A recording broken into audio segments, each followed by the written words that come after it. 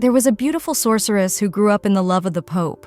As a child, the sorceress was able to awaken a dragon in another country and end a war. At the age of 14, she was given the title of Duchess in a foreign country called Islay. She was also given the castle of Fettelfit-Meisenberg as a gift for awakening the dragon. This place had a special significance, as it was the place where the first dragon was held and where he met the sorceress. Both the fairy and the dragon were happy about what happened. The sorceress lived a very happy life. She fell in love with Prince Ilek. She had everything: money, a title of love, signs of a very big problem. The sorceress and the dragon made a contract of souls. Simply put, this contract united the souls of two friends. After that, the sorceress became the dragon's partner. Who could use the dragon's language? They could feel each other at a distance, and she could also feel the world like a dragon. She even thought like a dragon. This was the biggest problem for her. Her emotions changed frequently. The girl was very cold and heartless and arrogant. She told her lover that although he was a prince, he should have done his job better. Then she added that maybe his mother had died, and he had to spend a long time on the battlefield, but how much longer he wanted to play love with her. The magical Yu became a dragon who was unable to love people. After that, the magician constantly regretted what she had said, but she could not do anything about it, because that was how she felt. This is what it meant to be a dragon's partner, but the prince was always there to support the sorceress. He was always the first to come to her and hug her, telling her that everything was fine and that he had already forgotten, so she didn't have to apologize to him. That's how strong his love was. But even this could not help them. After all, nothing in that world could be solved by simple love. When the sorceress found out that the prince's child was under her heart, she was frightened and ran away. The girl was worried that she would kill their child, because after all, she was connected to the dragon and was his coma partner who looked down on people and hated them. The prince continued to love the sorceress and missed her. In the end, he died. And the fairy was blamed for what happened and decided to kill herself and her child, leaving her friend alone. As it turned out, it was just a story that was told to children on the street. One of the children raised his hand and shouted that it was not true and they were just friends. The boy added that he had heard the story before, that it had happened in June. The boy added that his mother had told him that the fairy had died and the dragon had started wreaking havoc. He said that the fairy and the prince had never loved each other, and they were friends. The boy who was telling the story asked why the children were so sure of this and where they got it from. Then he added that the prince was alive. The stranger smiled and said that the princess had to find her truth and open her eyes again with only fragments of memories. The girl was lying on a pillow with a blanket over her and trying to convince herself that she was not dead. It was night outside. She got out of bed and decided to go to the window. Stepping out onto the balcony and looking around, she couldn't figure out where she was. Touching her stomach, she was even more confused about what was happening.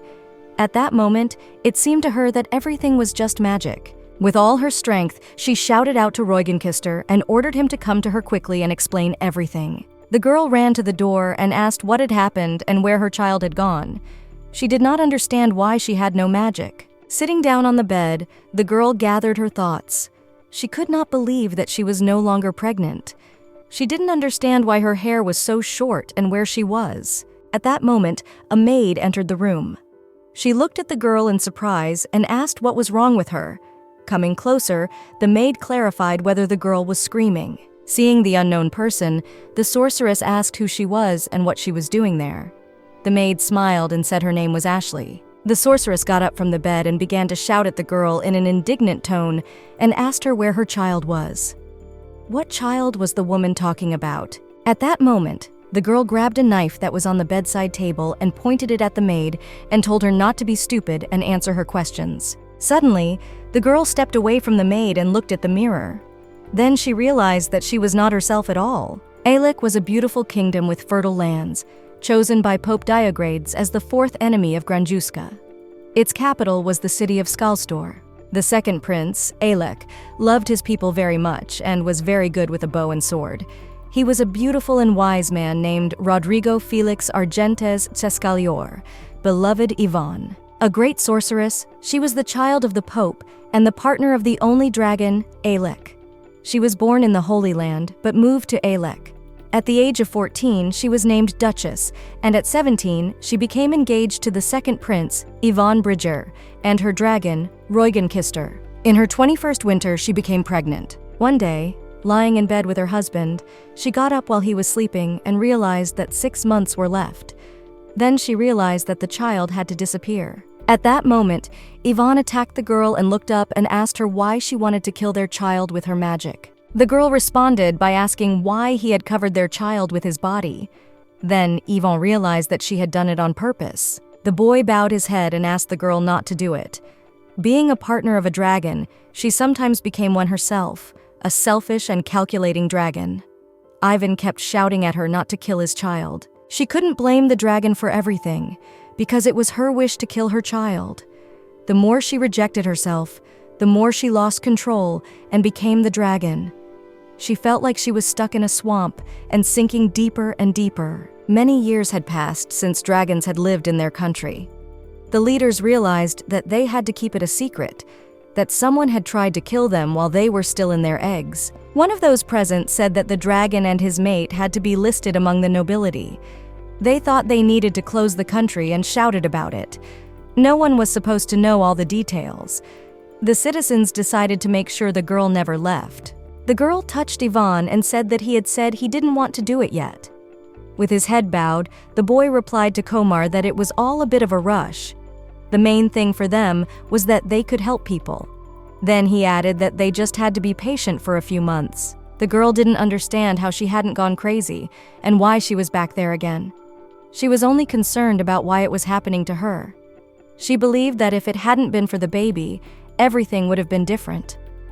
It was then that she decided that she could not let things go. In the meantime, one of the knights approached the dragon and, addressing him by the name of Roygen, asked him to leave Ilek in secret from Yvonne. The boy called the dragon wise and said that he was sure that he could provide the girl with a peaceful and happy life. Afterwards, he added that she was unhappy because of their connection. He suggested that if the dragon really loved her, he should have made her happy. Raising its head toward him, it told him to leave alone, for otherwise it would have to help him leave. That night, the dragon decided to leave. No one could understand what was happening. The girl jumped out of bed and realized that something bad was happening to her friend. The dragon and the human did it because the relationship between dragons and her partner was similar to the love between humans. The girl did not understand why she endured so much, and he turned against her and stabbed her in the back in the name of love. She did not understand how they dared to separate her from Rolgan. She was very outraged that everything was happening behind her back. It made her very angry, and she decided that she would hold on only because of that bastard in order to kill them all there. She considered herself unhappy because of the baby in her belly and because of Rodrigo. The girl stood in front of the people of the country and used her power to look at them. At that moment, the prince said that he loved her very much, but he could no longer watch how that dragon affected her and their child. Its mere existence was very harmful to her. He felt he had to get rid of it for their sake. Coming closer to the girl, the boy said that he could not watch her suffering any longer. He said that everyone would understand what had happened, and everyone knew that she did not want it. His conversation was interrupted by a girl who turned to him and said that she could not listen to it anymore. She said that she was tired of everything, and in order to end it, they had to end their relationship. She told him to look at her, and she was sure that she looked like that because of his influence. The guy smiled and told her mom that she would never hurt their child. Then he asked her what the world was like, and the girl replied that there were 2 in her homeland, and she begged the Holy Father to bring one. There were too many people and too few dragons. Then she asked if there were any other dragons besides the Roygen. She didn't understand how an entire country could be betrayed for the sake of one child. She couldn't control the toxicity, but she needed to limit the effects of her own magic on the child. She hated him just for existing. Afterwards, she said that the boyfriend should have let her kill him with lightning back then, and they shouldn't have had him at all. The prince could not listen to the nonsense the girl was saying, but she went on and told him that she wanted to end their relationship. The guy bowed his head and asked her to stop. She continued to talk about going back to Fatalbiad and getting rid of their child. At that moment, tears appeared on her face. She looked at one point and said in a calm tone that the boy should leave her alone. The prince did not believe to the last that the sorceress would be able to leave him. He knelt down and looked after her and just cried. The events moved to the castle of Malzenberg. There, the girl was lying on the ground, hugging her dragon friend. She was looking up and saying that if she ever wanted to harm the child, she wanted him to stop her. The dragon did not understand why he had to do this. The sorceress replied that she really wanted to, and after giving birth to the child, she decided to take it to the prince. After that, she told the dragon to take care of them. If he did so, they would be able to be together for a long time. She asked him to promise to fulfill her request. The dragon acted like he would do everything until she died. She thought that it would be a happy life for the prince and the child, and she was very happy with this conclusion. The prince tried to make peace with Yvonne. Almost every day he came to her and told her that he was wrong and apologized for everything that had happened. Through the door, he shouted that he loved her and wanted to see her very much. 4 months passed. On April 24, 1220, the second prince of Ile died. After she left, the Trend begged His Majesty for help to find her. There was a rumor that she was in Petyavik, which is where she was told to return to. His Majesty said that he should not have stopped the boy because he wanted to kill the dragon. Killing the dragon that had stolen his woman was the least he could do as a man. After that, the girl went to the prince's grave. She had thought before that the boy would live. She could not believe that he was dead. She realized that he really wanted to kill Roygen. Leaning down to the grave, tears rolled down her face, and she asked the boy why he could not surrender. The girl tried to understand how the prince felt when he realized that he could not change anything. She believed it was hatred, despair, regret, and many other things. And she realized that the time had come when she could not even ask him about it. After that, she turned to the dragon and began to scream at him. Yvonne said that he had broken his promise because he had promised to protect the prince. The dragon replied that he had not broken anything, and he said that the prince was dead and was already dead. The dragon asked if killing his enemy was a bad thing. Then, as Yvonne knelt down on the ground, she realized that she had killed him. In fact, she knew that the prince would kill himself. The girl realized that she should not have had a child and should not have fallen in love. In general, she realized that she should not have come to Ilek. The dragon asked the coma if these words would help bring the prince back. She could not answer, and tears flowed down her face. And she realized that it was because of the prince that her world was beautiful. After all, she was his future and the whole world. The events moved to where the little girl was sitting on the man's lap. He said that dragons were their blessing, but the prince did not care about this blessing. And so he would have to go through hell, and only then would he learn the price of his actions. But the one who shines his fire on the whole world, the mysterious phoenix, will be able to resist the dragons. As it turned out, the child was that phoenix. By killing him, the dragon's partner, he would kill the dragon himself. On May 23, 1220, according to the continental calendar, the great sorceress Briza and the dragon's only partner, Ileka, died. A young girl stood by a mirror and did not understand who was depicted there. Then, the maid introduced herself as Ashley and added that she did not understand what the lady was talking about. Folding her hands in front of her, Yvonne asked where her child was. She ran to the maid and yelled at her to explain why she was there and where her magic was.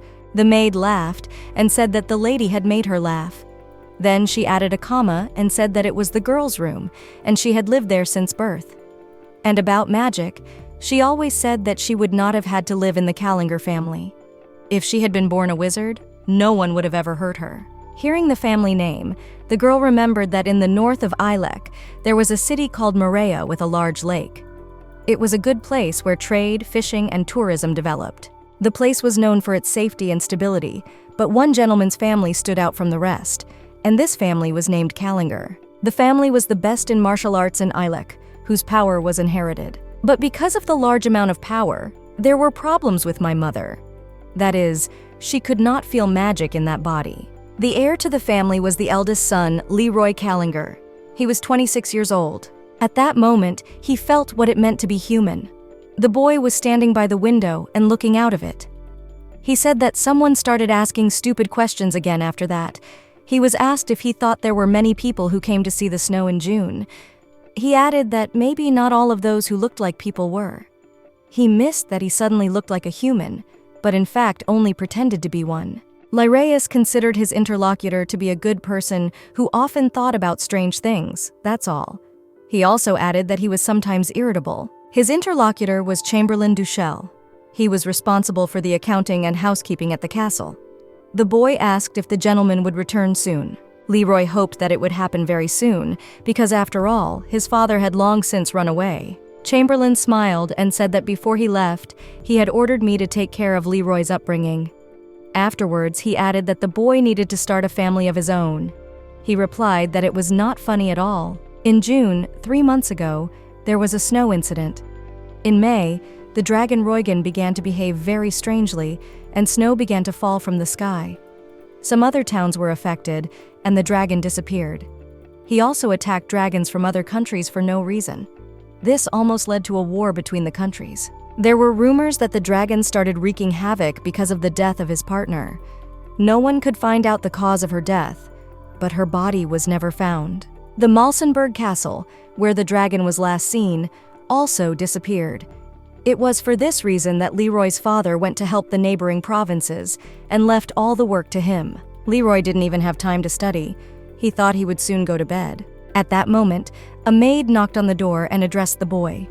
Entering the study, she said that he had not given her any orders about the young lady.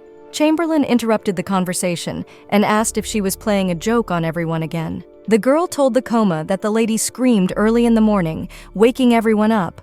Her screaming made everyone very scared. Leroy asked what she was screaming about. The maid said that she was cursing her favorite dragon, Roygenkister. The maid added that the lady was really not well.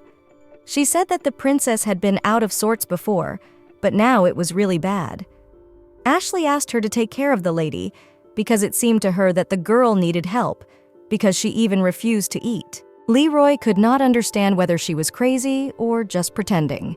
Then he decided that a few days of hunger strike would not kill her, and said, "Let the girl starve." Chamberlain understood that all means were good, but it was stupid to starve a member of his own family. Leroy instantly shut his interlocutor up and said that he already knew she was obsessed with dragons.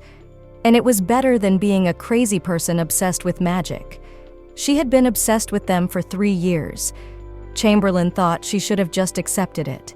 Leroy thought she was just a stupid fan of dragons, and really, he didn't understand why the memories of some spectacle kept haunting him. Leroy said that the girl was always strange because of your love for dragons, but the other day, she couldn't remember what year it was outside and why it was fall. The girl asked him what happened to Roygenkistor and his partner.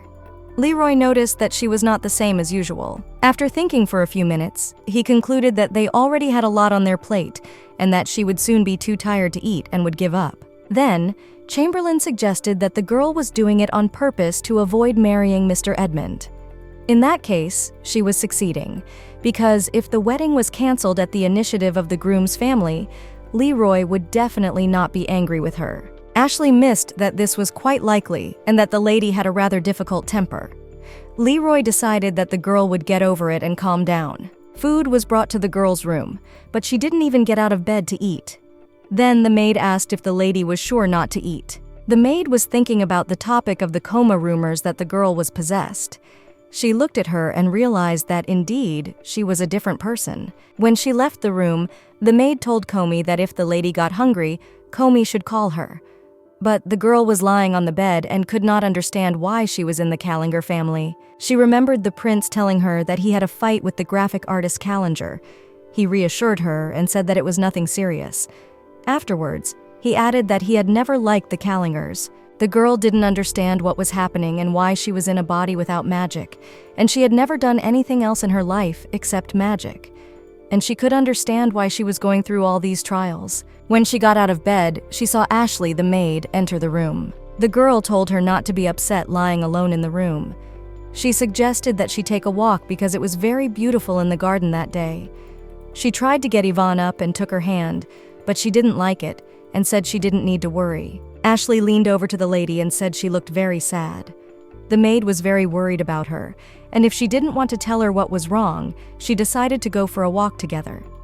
The girl asked the lady to do this for her. That's when she realized that the maid really cared about her, but she knew that she was definitely not Noah Callinger. So she decided to go for a walk anyway. Once outside, Ashley kept holding the lady's hand, but when they came to the lake, Yvonne went to it alone. Ashley shouted out that the young man had sometimes fished there before, but that he was no longer there. Yvonne sat down by the lake and stared at it in silence. She thought it was all just a dream.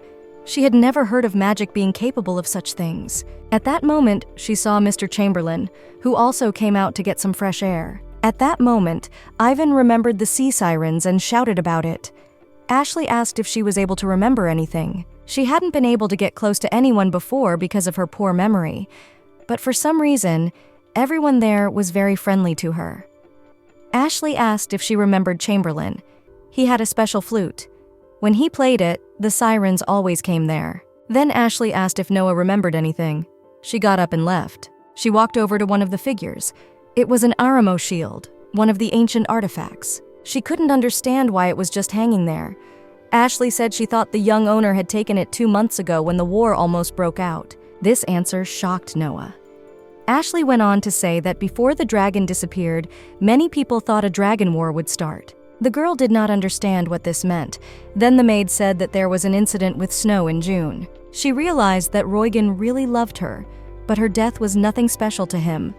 No dragon ever broke the laws of nature because of the death of his partner. He didn't have to do that because of her death. Yvonne believed that this was not the way the dragon was and could not understand what had happened. Then, Noah asked if someone had died. Ashley replied that there were many people who died, and she had seen it all herself at the ceremony of farewell to Miss Yvonne. Then she realized that it was all because of her. Ashley said that Lady Yvonne Bridger was a good person, and she was very sorry that she left them so early. Noah said the girl had been bullying her. Ashley didn't understand what she meant. Noah said that Yvonne had killed Rodrigo's baby, and that she was the reason why Rongenkister had gone crazy and wreaked such havoc. Ashley asked in surprise if Prince Rodrigo had a child, because she hadn't known that from the first time she heard about it. When she saw that Nua had put her hand on her belly, the maid asked why she kept stroking it. The girl assumed that the lady was in pain. At that moment, Chamberlain approached them. At that moment, he said that they had finally met Mr. Cecilia. Ashley turned to Chamberlain and said that he often traveled to the capital. She decided to ask him something. He smiled and said that he might be able to answer her. The maid asked what kind of relationship the second prince and Lady Ivan had, and if there was anything between them. The boy replied that there were rumors that Lady Bridger was against the second prince's accession to the throne, but she was among those who advised him to marry the daughter of the Marquis of Tato. Yvonne thought that she really wanted him to marry an ordinary person, not her. Chamberlain went on to say that they were quite close and young, so there was a lot of gossip. At this point, Noah asked if they really both didn't remember when Ivan became pregnant by the prince and an envoy was sent to the Holy Land. Ashley shrugged and said she hadn't heard of it, and Chamberlain was unsure, because if it really happened, he thought, you would all know, and the whole country would be plunged into chaos. And he realized that it was true, and the whole country was still in chaos. She didn't understand how it was possible to just forget about it. Yvonne could not understand why no one knew anything. She wondered where the girl had heard about it. He smiled and said that he had seen that lately she had been more interested in the dragon's mate than in the dragon itself. He asked her not to think too much about it, because Mr. Leraeus was very worried about her condition. After that, the boy decided to leave them, and Ashley wished him a good day. The two of them stayed with Noah again. Yvonne realized that it was not the same as she remembered. Ashley asked if the girl was okay. At that moment, Noah started to run fast. She decided that Leroy Callinger should know everything. After all, he often visited the capital and met Rodrigo. The girl immediately ran to him and grabbed his hand and asked if he remembered anything either. The guy looked at her and asked what he was supposed to remember. Then Ivan shouted out that he should definitely remember something. The guy did not understand what was going on and what the girl was talking about. She explained that she was referring to Prince Rodrigo and Yvonne. After that, she continued to tell him that Leroy must have known that they were in love, because he often visited Skalsdor. He exclaimed that he did not understand what she meant at all, and was beginning to worry about her situation. The lady could not understand how he could not know that they were a couple. Leroy asked where she had heard that nonsense. He did not understand why she would say such a thing after her death and tried to stop Noah. The girl quickly ran out of the office, realizing that no one remembered anything. No one knew about their relationship or the baby. The girl fell to her knees and realized that the world in which she loved and was loved had completely disappeared. The events moved to the ladies' room. Ashley was taking her temperature and realized that it had been running for 3 days, and it was very bad. That day, Mr. Edmund was supposed to come in. Yvonne got out of bed and Ashley shouted that she would get her a drink. She got to her feet and thought that everything was fine, but there was only one thought that kept bothering her. She even assumed that it was all a lie, a work of magic, or even a curse. Leaning on the table, she turned to the child and shouted that she was going to save it because it was proof of their love. But because of her emotions, she lost the child with her own hands. Turning to Roygenkeister, she asked him what had happened. She was sure that he had to know everything. At that moment, tears ran down her face. She did not understand why he could not hold them back then and why he left her alone in that hell. Why she had lost everything, and if he had just left her, none of this would have happened. These thoughts were driving her crazy. At that moment, Leroy entered the room. He turned to his sister and caught her by the face. He asked her who had made her face like that. The boy ordered Ashley to bring cold water, a towel, and a chain just in case. The maid quickly went to get what she was told. Putting his sister on his lap, he told her to breathe deeply, because with such breathing, she could definitely lose consciousness within 3 minutes. He didn't understand what was happening to her, but he tried to calm her down and told her that everything was fine and nothing had happened. The girl thought that her beloved was near. He told her to speak up and not to hold everything back. She started screaming that she had killed him and that everything could not be okay. Leroy asked the maid why his sister was shaking so much. He tried to calm her down and told her to breathe deeply and slowly. The girl tried to listen to her brother. At that moment, Chamberlain entered the room. He asked if they had a fight and added that he needed to be gentle with his younger sister. Leroy replied that it would be better if they had a fight and told him to stay out of the way, because one more movement and she could faint. Then, Mr. Berlin said that Mr. Edmund was supposed to arrive soon. Leroy told him to go and get the cauldrons. Chamberlain didn't understand why he had to do that. Leroy told him not to waste his time asking stupid questions and went to do as he was told. Chamberlain smiled and went to do as he was told. The maid turned to Leroy and suggested that she take the lady in her arms. Leroy refused her and said that he was afraid she might have been hurt, and if someone was hurt because of Noah, to take him to the doctor. Leroy asked the girl if she was sick and if she was in any pain.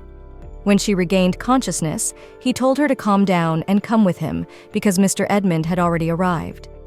He turned to the girl and asked what had happened to her. Looking at her hands, he saw bruises. Looking up, the girl mumbled that she was not his sister. She believed that there was no point in being angry with those who forgot, because in the end, she was the only one who remembered everything. Her life ended like hers. The boy looked at her and did not understand anything at all. The girl got up and went out to the balcony. Leroy turned to her and told her not to do anything stupid and to come to him, but she was only thinking about how she wanted to forget who Yvonne was. Then she decided to jump off the balcony. Everyone was very scared when they saw this. But Edmund Blanc had a perfect appearance and was a great swordsman. He had only one drawback: he was of noble blood. All his years he was counted in the service of the Cullingers, wishing to become a knight. And at the age of 13, he fell in love with the third child of the Callingers, Noah. But only at the age of 17 did he really recognize his feelings. Luckily, she was the same kind of bully who did everything the family asked of her, only the opposite. That's why no one wanted to marry her. Edmund believed that this was his chance when sent to him by the universe, and after 4 years of waiting, his dream came true. One day, sitting on a bench talking to Edmund, the girl said that her parents were sick of asking her questions and offered to marry him for real. The boy smiled and asked her who else could marry her. This answer confused the girl. Then he asked her to marry him, but because of the snow in June, the wedding had to be postponed. Everyone was in chaos because of the dragon, and the girl sent a letter saying that she needed time and offered to cancel or postpone the wedding. This was not in Edmund's plans at all. That's why he wanted to confess his feelings to Noah again and tried to convince her somehow. Chamberlain came up to Edmund. Edmund said that there had been a lot going on lately, with several people going missing, and it was good that the boys had gotten there without incident. The boy asked if Edmund had come to talk to Mr. Noah. Chamberlain said he wanted to clear the air before the meeting. He said that the lady's condition had not been good lately. She had been acting very strangely. He warned that Edmund might not get the result he expected.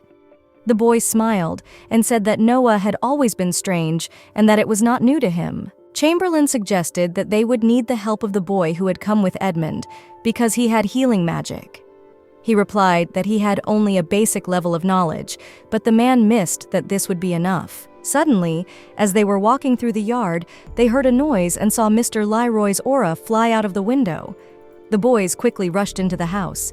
Meanwhile, the girl was examined by a doctor. He said that she was fine and that if there was anything wrong with her, it was all head-related.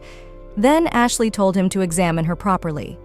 The doctor reported that the problems were not affecting her life, so he told her to call Komu as soon as she woke up. Ash did not realize that something was wrong. She assumed she needed to call the Count. Leroy sat on the chair holding his head and told Ashley not to do anything rash and ordered the girl to leave as well. At that moment, Edmund entered the room. He stood by the wall and watched everything. They suggested that he get some rest because he had just arrived. When Leroy saw him, he asked him if he was all set to observe the formalities even after the situation. Leroy thanked Edmund for saving his sister.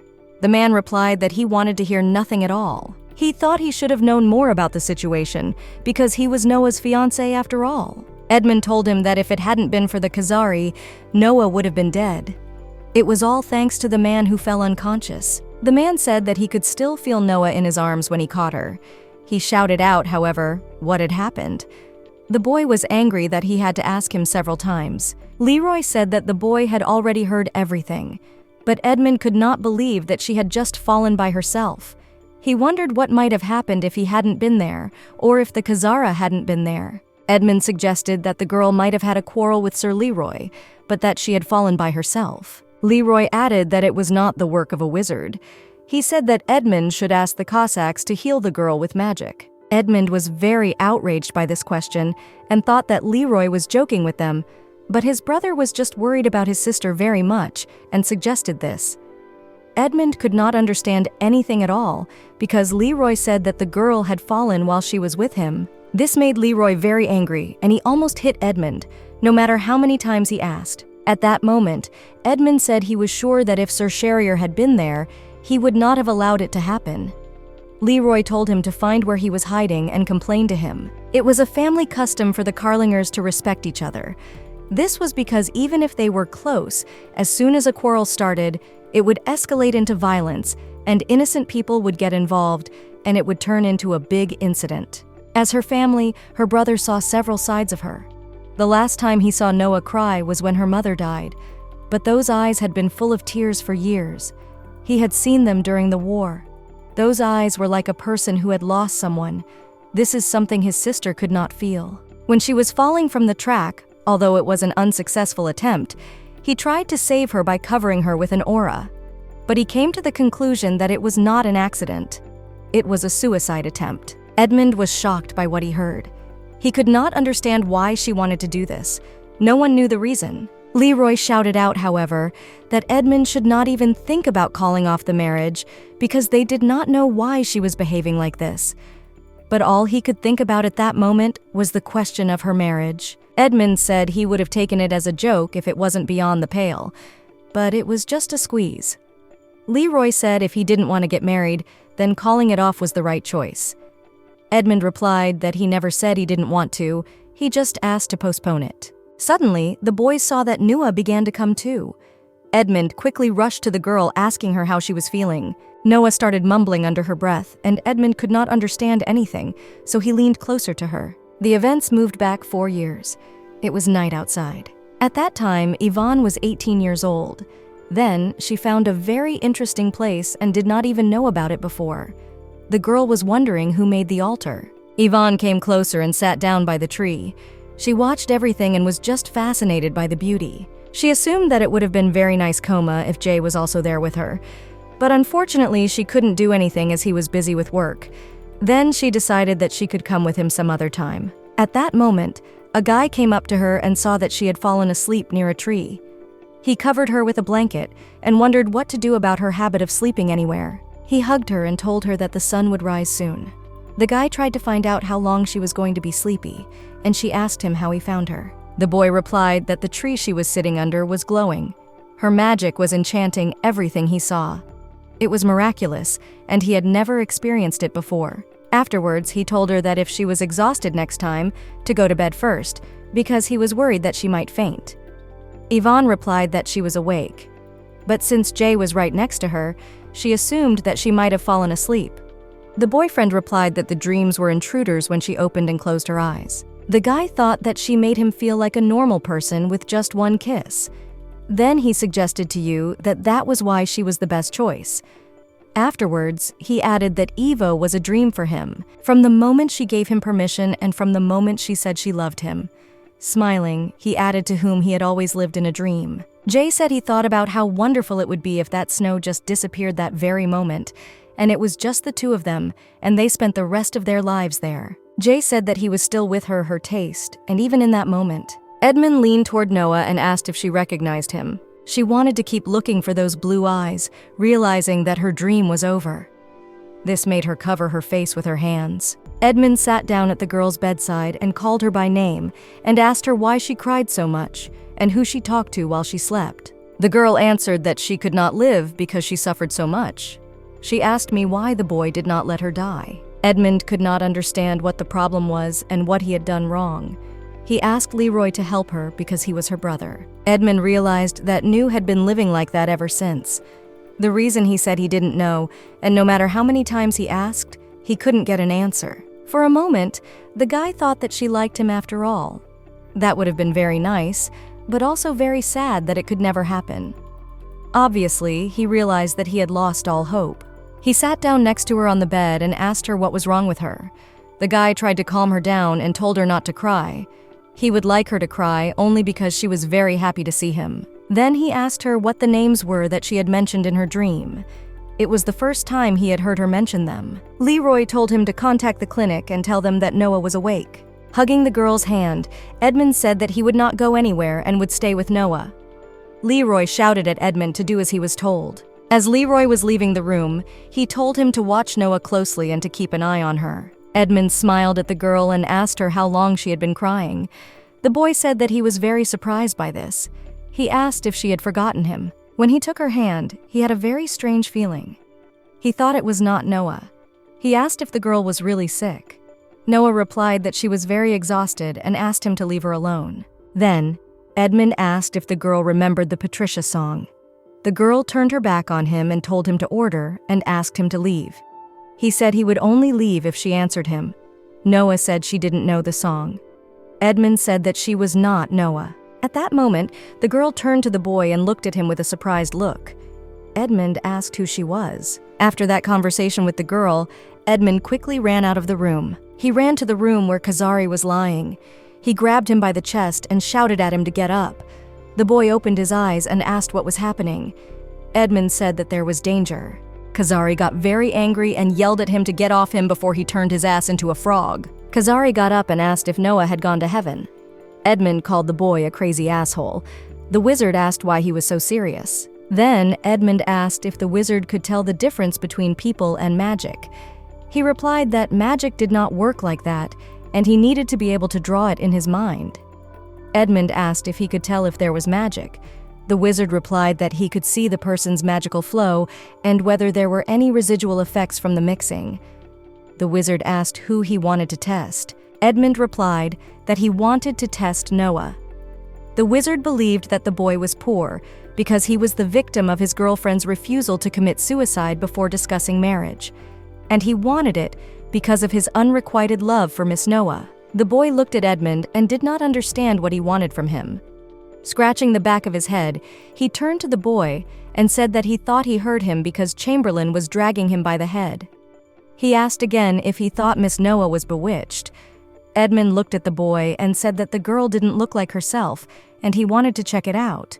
Kazari replied that if the boys said no, he should just pack up and leave. Edmund tried to convince the guy that this was not the case, that there was something really going on with the girl. Edmund grabbed the Khazari by his clothes and told him that something very strange had happened and that he would like it. The boy replied that he didn't really like strange things, he was just curious. Edmund asked the boy to help him.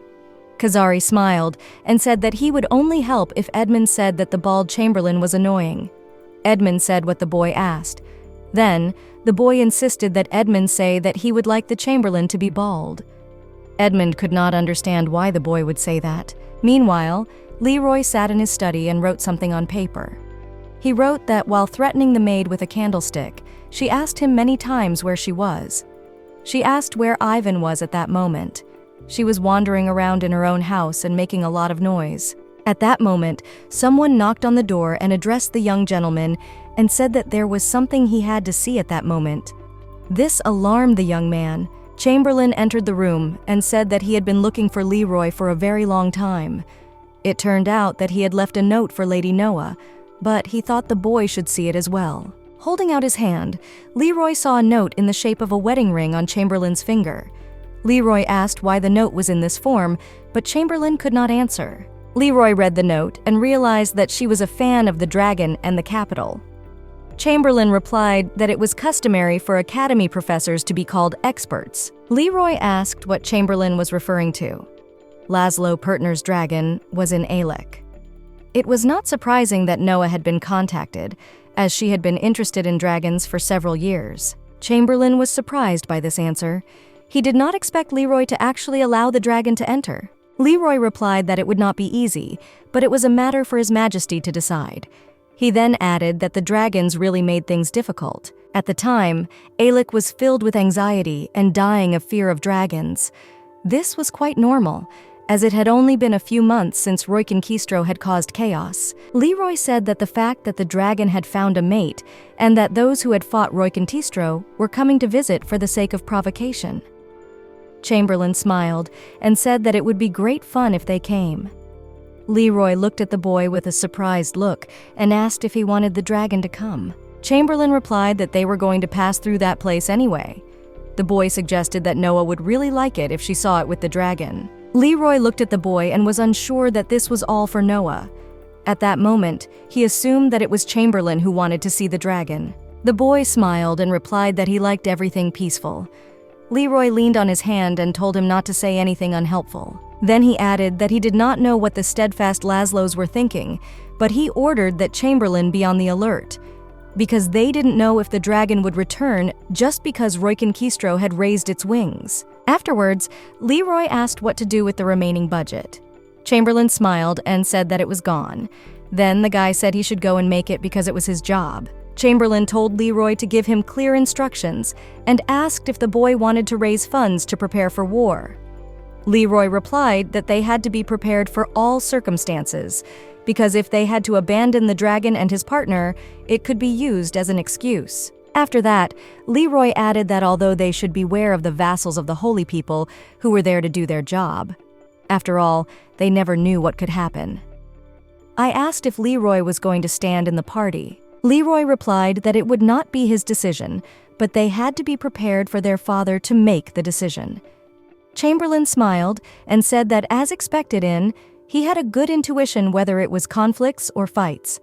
The reason it was easy to be so messy was because the second prince was Rodrigo. The throne of the Caliora royal family, which was usually inherited by the eldest son, was taken up by the second son. This was due to the influence of Ivo Brigier, who declared her support for the second prince. Ivo, who was a representative of a sacred nation, came to check on the 4 dragons that lived in Grand Junction. She was in a position where she was not supposed to interfere in internal affairs. However, the people highly appreciated Yvonne, who had a dragon that became a symbol of protection. Her influence was amazing. In the end, the first Prince Lucius admitted defeat and stepped back. Chamberlain said that until that moment, he could not have imagined that the country would be in such disarray. Afterward, he added that it was all quite strange.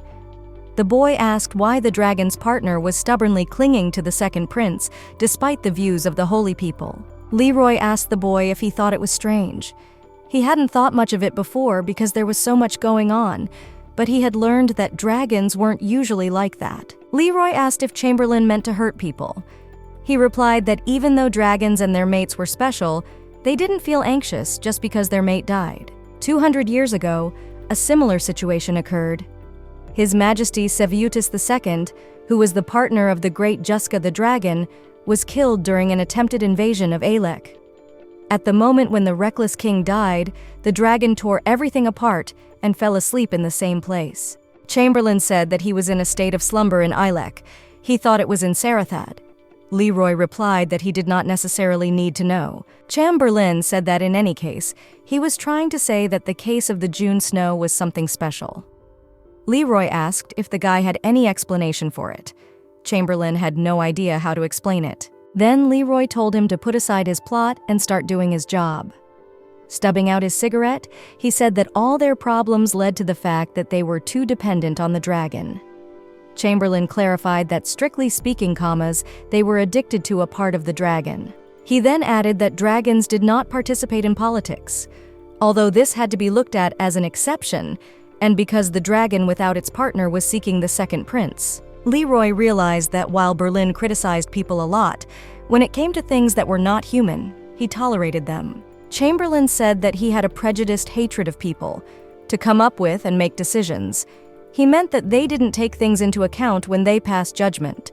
Dragons were also incapable of making decisions on their own. Leroy thought that what Chamberlain was saying was that the dragon was innocent, and the people were to blame for the damage that was caused. Chamberlain said it was because the humans had the intention of using the dragon. He asked if Leroy had ever thought about it. Although Sir Leroy was different from them because he was human, there were Borans who could read people's minds. The Moscals, who were the locals, were also human. Leroy told Chamberlain to do him a favor and not to call Royconquistro's front legs arms. The boy laughed at this. Chamberlain told Leroy to stop beating around the bush and just say that he came out like Noah and loved dragons. Holding out the note, Leroy told him to forget about it and tell his father himself. Chamberlain was shocked that he had to go to Memoru, but Leroy ordered the boy to take it to him and then return. After that, he added that even after Laszlo, the dragon would not come, and the gossip that was spreading in the capital would be annoying. Leroy added that the guy convinced him to come back, even if he decided he didn't want to stay while the country was being turned upside down. Leroy warned that Chamberlain's journey would take a little over 6 days. He also told him to keep his mouth shut about anything to do with Noah. Chamberlain smiled and said that maybe Leroy had forgotten that his main job was accounting, but Leroy angrily told him to get out. On his way out of the room, Leroy saw Edmund standing at the door. He was just trying to knock on the door. Once inside, Edmund said that he had come because he had something to tell Leroy. Leroy replied that he also had something to tell him. He added that he should forget everything he had seen in the castle and return to Izo. Edmund said he had something he wanted to ask Leroy.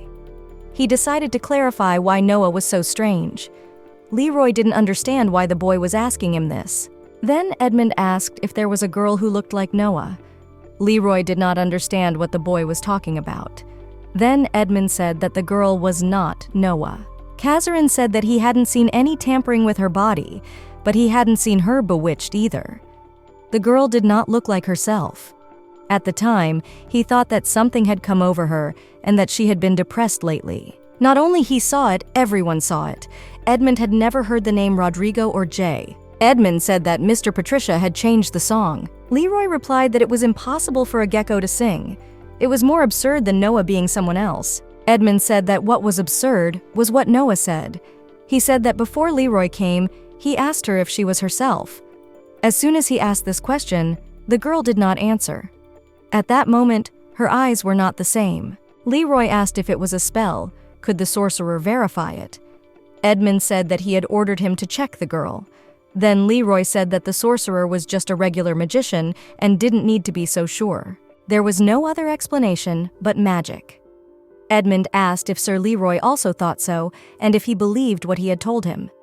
He then added that Noah's safety was their top priority, and if he didn't believe him, then Edmund could tell the Duke himself. Leroy replied that his father knew they were wasting control of everything, so he ordered Edmund to shut up. Leroy then asked when the boy saw the girl for the last time, how she felt. Edmund replied that she had sent him a letter a few days ago, and wrote that she was very busy and had to do something. Edmund assumed that the girl had something that Leroy did not know about. After thinking about it, Leroy replied that he couldn't possibly know. Then he turned and decided to leave. Edmund asked him where he was going. Edmund followed Leroy. When he entered the room, he saw that the boy was looking for something. Edmund asked him about it. He came closer and offered to help him if he knew what he was looking for. Leroy replied that Noah had left her diary somewhere in there. Leroy took a small box out of the closet. It was a memento of the late Countess. He ordered Edmund to check if it still worked and threw it on the ground. The boy did not understand what was happening. He asked what he should do if the protective energy did not work. Leroy answered that they had to find the key. Turning his head, Edmund saw Leroy lift the bed with one hand. The boy was shocked by what he saw. Under the bed, they saw a key. Edmund realized that Nua had been lifting the whole bed, making him think it was light every time she wanted to write in her diary. Taking the key, they were able to open the box and saw the diary. Picking up the diary, they read an event that was recorded on February 20th, 1220. It was snowing heavily that day. The girl received a letter from her brother Sherrier. Some said that the twins could communicate spiritually. Looking at this, it became interesting to study the spiritual communication of the twins with dragons. Next, they read the events of May 23, 1220. The people were right. The counselor came to visit. She thought it was beautiful, and she didn't need to make eye contact. On May 25th, 1220, everything was beautiful. Everything was small, but she felt something and wondered what would happen next. On May 26, 1220, the girl could not stop listening to that voice. She asked him to let her write. On the 7th of June, 1220, she wanted safety. Noah could not get married then. She loved Edmund, but she thought it was not the right time. On June 15th, 1220, Leroy and his father became stupid, and the shelter had always been stupid. The girl thought it was the result of his not listening to her. The boys continued reading until June 37th, 1220. In the Castle of the Gates, no one but Sir Boris listened to her. It was much easier for her to talk only to him. The girl thought about why her birthday was so long. That day she went to Edmund and confessed, and he had a very sweet expression on his face. At that moment, Edmund looked at Leroy and said that the girl had never confessed to him. Leroy called the guy crazy. The boy thought it was crazy. After that, Leroy told the boy to look at the date, because it was not the main issue. On June 66, 1220, the girl asked that everything end on that day. She really wanted it to be over. And on July 2nd, 1220, the girl was very impatient to record that day. She expressed her hopes that something was about to begin. Noah was worried and did not know what to do. The events of August 18, 1920, had made her interested in the polymorph, but there was no more time. She decided to do it as soon as she returned. Noah had sent the letter to Edmund, so she thought everything should be fine. She didn't know how Sherrier would react to everything. On August 27, 1220, she was supposed to follow the space journey. It said that the girl loved her father and brothers. She really wanted them to stay safe and sound, and she would save them all. At that moment, Leroy threw the diary to the floor in anger. Leroy could not understand why the girl did this. He was shocked by what he read.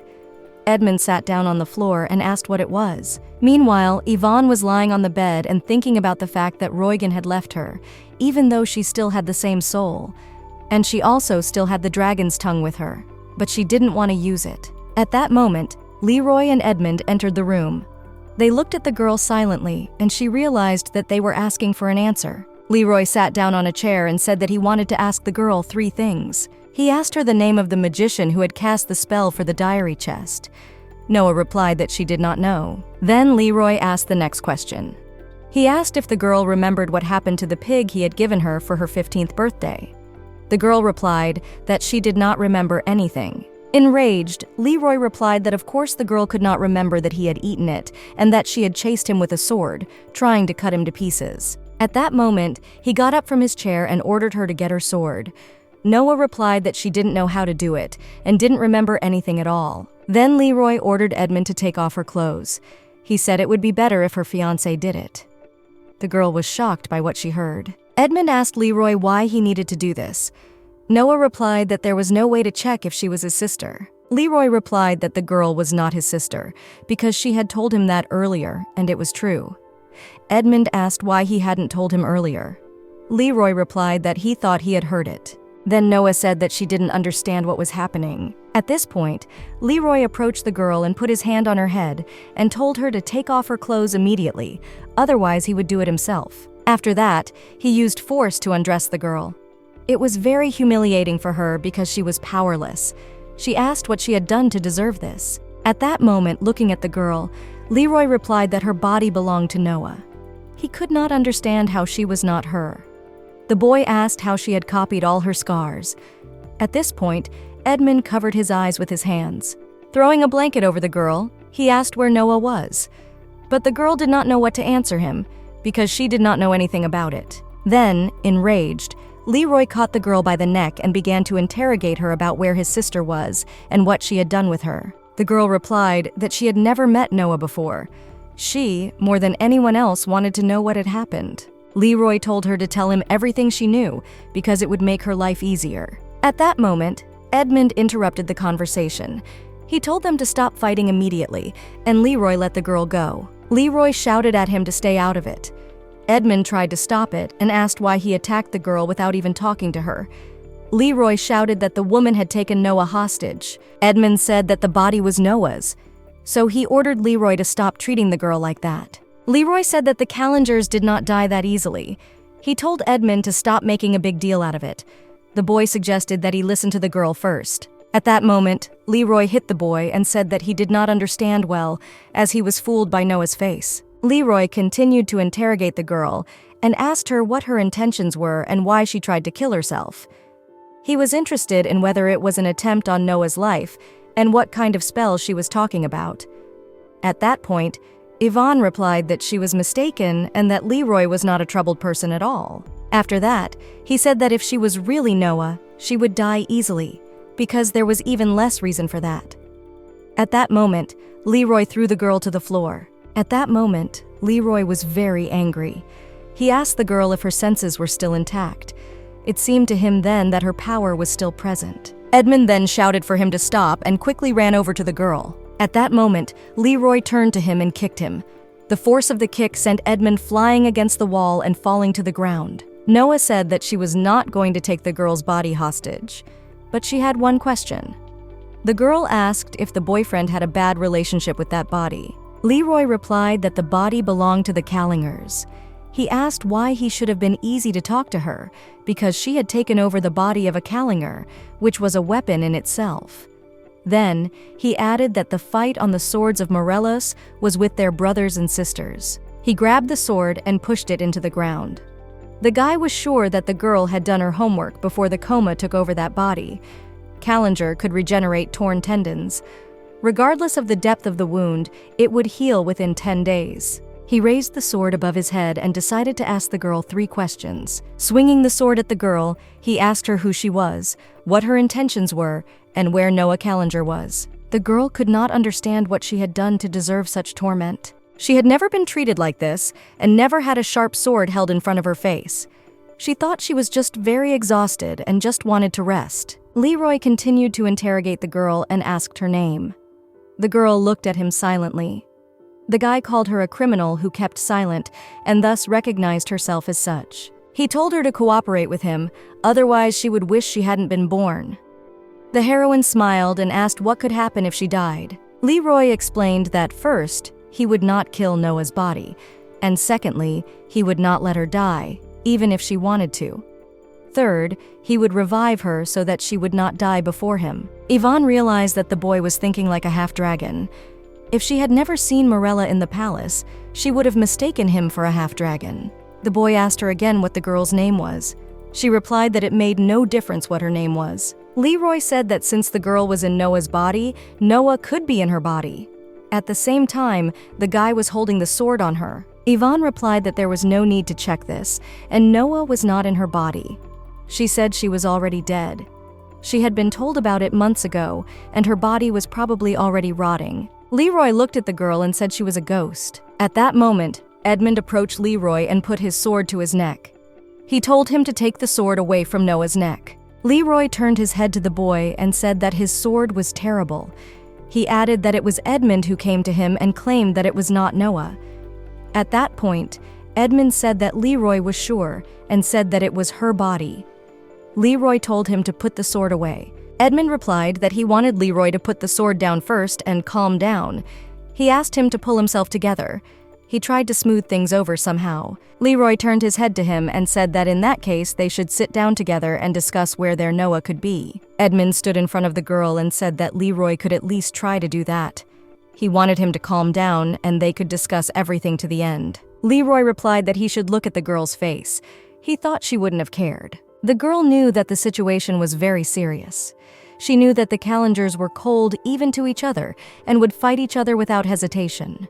But they still cared about their family. She couldn't let him do anything he would regret, including himself. Edmund said that Leroy should let him talk to the girl. He asked him to calm down and try to start a conversation and find out everything. Leroy was thinking that something might have gone wrong with the commas at that time. Calming him down, Edmund said that it would be better than making a mistake right away.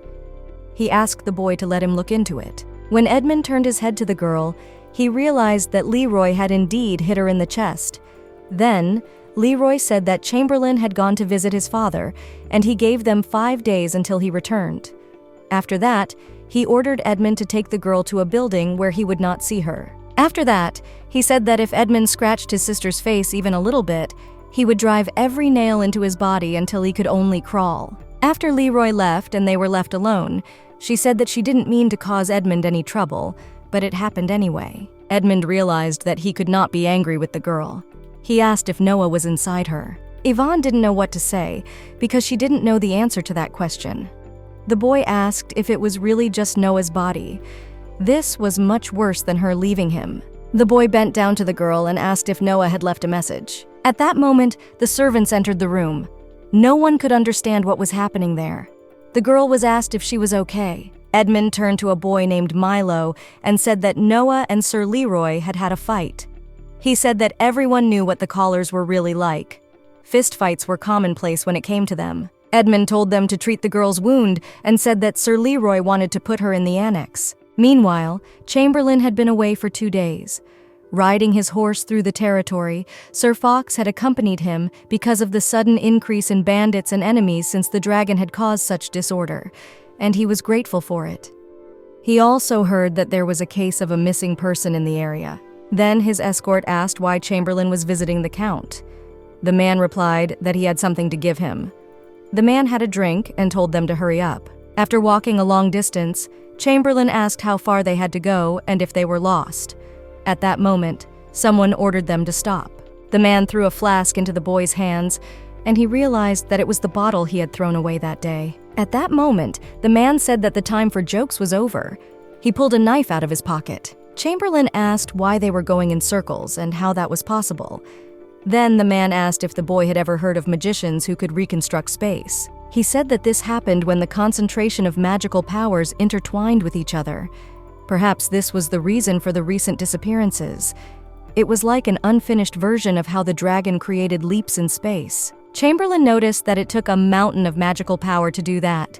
He asked if there was such a magician there. The man replied that this was not the magician's intention, but only the result of a mistake. After that, the man stretched out his hand and said that he did not want to give it to the boy, but without it, he would die. Chamberlain immediately recognized that it was a henax. It was an expensive and very liquid coma drug that improved physical abilities. Outdoor use of this herb could have a bad effect on the body. The boy did not really want to try it. His husband told him at home to eat the herb quickly because they had to go further, leaving the horses behind. He asked why this was necessary. The man answered that they would be much faster than the horses. Then he added that when it started to get dark, the sky would be pitch black. He said that this had happened to him before. He said that those black shadows would start chasing them and asked if the boy could escape from them. The man said that they didn't know where the exit was or where that road led, but he was sure that you wouldn't be able to get out of there. When Chamberlain swallowed the grass, he began to feel very afraid. The man called him a weakling.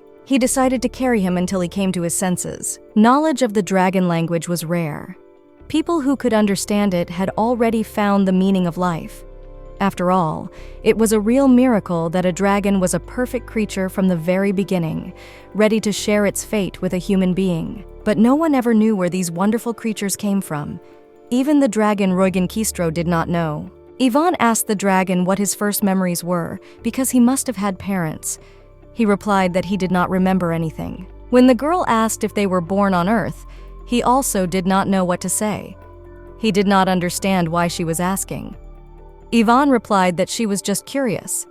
He was not able to forget his own, though he was not able to forget. The girl said that humanity hated people like her. Those insects who could communicate with dragons had no place among people. The dragon remained himself, and at the same time was a part of their world, excluding everything that could be called humanity. Ivan believed that dragons were also lonely. The dragon assumed that only she could think so. Only humans felt lonely. Then she said that he wanted to live with her, even promised to do so. He replied that it wasn't like that, and that someday she would understand the meaning of his words. Then he added that there was power in language, and that there was no one and nothing in the world who could challenge him. He only responded to her call. The girl sat on the bed and thought about how she was wandering alone. But in her most difficult moments, she was not alone. At that moment, she realized that she hated Roigen, although she couldn't do it when he was around, and that's why she was just angry. She was very lonely at the time, but at the same time she felt very good about it. She felt like a human being, and she was very happy that she didn't have to tie herself to the dragon anymore. It was like bliss for her. At that moment, Edmund came through the door. He was holding breakfast for the girl. The Kazarin entered the room with him. Edmund ordered the boy to cover the girl because she was cold. The boy handed the girl a blanket and told her not to call him for anything stupid. Edmund offered the girl something to eat and told her not to starve to death. Afterwards, he asked if the girl hadn't been able to remember anything again. Noah replied that she did not remember anything. The boy said that although he had managed to partially calm Lord Leroy down, he would not let the girl go so easily. The guy had no idea why she kept stirring things up. The girl said she hadn't done anything. Edmund told her not to dodge the question because he wouldn't be able to keep Leroy in check for long. It asked if she looked crazy in his eyes. Then, it added that she thought he was crazy because he didn't remember anything. Robin did not understand what she meant. The girl said that what she could answer, she had already answered and had nothing more to add. Edmund leaned over to the girl and asked her what was going on with her and why she didn't want to tell him her name. At that moment, she looked completely indifferent. He looked her in the eyes and told her that he did not want to call her Noah. It seemed to him that the girl herself did not want it either. He thought that the Coma people who knew her were very worried about her. Afterwards, she said she was already dead. The guy didn't understand what she meant and wondered if it was even possible. The girl said that he might not have believed her, but she was telling the truth, and it was the hardest thing for her in this situation. Then the boy realized why Leroy had been rummaging through books for several days. He remembered the commas when he went to Leroy's office and saw that he was writing to a priest, and there were religious books on his desk. Then Leroy told him to mind his own business. Edmund could not believe in Amma's folder that the girl was really an evil spirit. He said that even if it was true, she should have had a name. The boy sat down closer to the girl and asked how she died and why. He wondered if it was suicide and why she tried to throw herself out of the window again. Edmund suggested that perhaps she had been transformed into Noah by some kind of magic, but they didn't change bodies, so there was no point in looking for her body. The boy assumed that Noah was still inside. The boy began to shake the girl, trying to call out to Noah. The girl got up from the bed and shouted out that she had already tried to do this several times. She shouted that she was alive again, and people had forgotten everything. She was there against her will and did not want to be. She did not understand why she had come back to life and why she was not allowed to die. It was very confusing for the girl. She said that the guy had no right to treat her like that, as long as he was one of those insects who forgot everything. He couldn't make her take responsibility for that body. Edmund did not understand what the girl was saying. It all seemed incomprehensible to him. He asked her what they had forgotten and asked her to tell him the truth. Furious, the girl replied that she didn't care about him or Kalanseri. The boy shouted, however, that she could not say that. because it was Noah's body, and she had no right to treat him like that. He shouted that she had no right to kill Noah. After that, the guy shouted that he loved Noah very much. Tears appeared in his eyes, and he said that he wanted to protect her. He had never once confessed to her. He asked if she thought she had the right to take that chance away from him. Edmund said that the girl had to find any way to fix everything and get his beloved back. He said that he would do anything for her, as long as she promised to bring her back. The girl lay there and thought about how it turned out that she had become a dragon after her death. Now, for people, she was a dragon. She had become a dragon without compassion and abandoned by all of humanity. Then she felt what it was like to be Rodrigo. The girl left the dragon because she no longer wanted to live under its influence, and in the end, she was the dragon who took everything away. The events moved to the Bram Castle, which was built by dwarves. Mr. Kazarin was approached by Mr. Joslin. They had not seen each other for a long time. The boy said that he had heard that he had arrived on foot. Ironically, Kazarin replied that he, as a former high horse rider, hardly knew what it was like to walk. Dosh said he had something to ask the boy. He asked if he had ever noticed how day mermaids walked. Joe answered that he hadn't seen it himself, but one of their kind had told him that the mermaid that Chamwallen was looking after had gone to the other side of the shore. At first he thought she was joking, but lately the mermaids had been acting very strange indeed. Robish suggested that he should talk to Chamwallen about it. Kazari asked if he could talk to that mermaid and when exactly it happened. The guy replied that the events had happened 4 days ago, and he didn't think she would remember anything, because they had the memory of a fish. The mermaid replied that this was why they were called one-day mermaids.